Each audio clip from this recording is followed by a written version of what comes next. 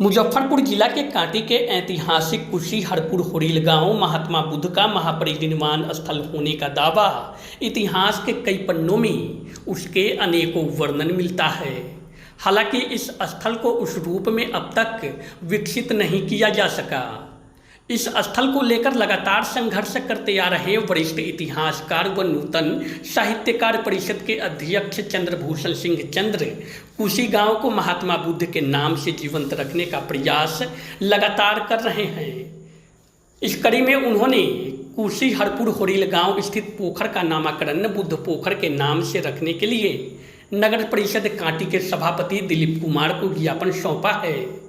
इससे पहले भी उन्होंने नगर परिषद के तत्कालीन कार्यपालक पदाधिकारी जयराम प्रसाद को ज्ञापन सौंपकर पोखर का नाम बुद्ध पोखर करने का मांग किया था। बता दें कि कांटी स्थित साहित्य भवन सभागार में नगर परिषद के सभापति दिलीप कुमार का अभिनंदन समारोह नूतन साहित्यकार परिषद द्वारा किया गया।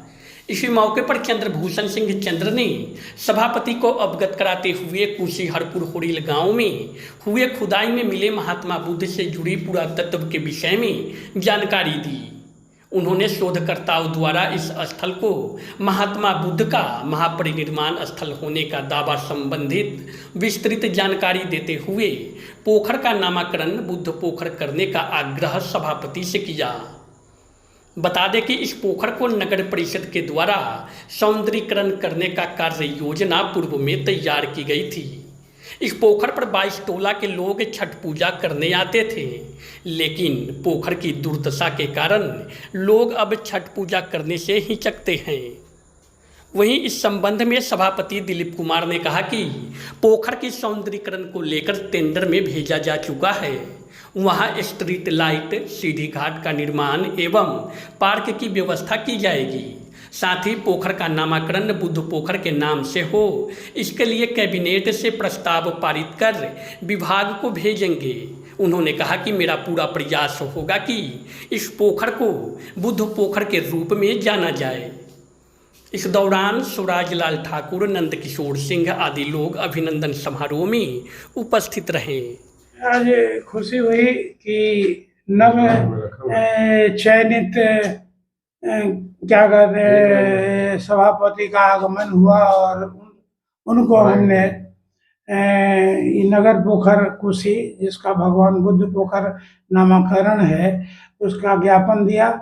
और आप लोगों के साथ इसके पूर्व भी मैं नगर क्या कहते हैं प्रशासक को दे दिया था और उन्होंने कहा था कि चुनाव हो जाने दीजिए, चुनाव होने के बाद जब सदस्यों की बैठक होगी तो उसमें स्वीकृति हो जाएगी।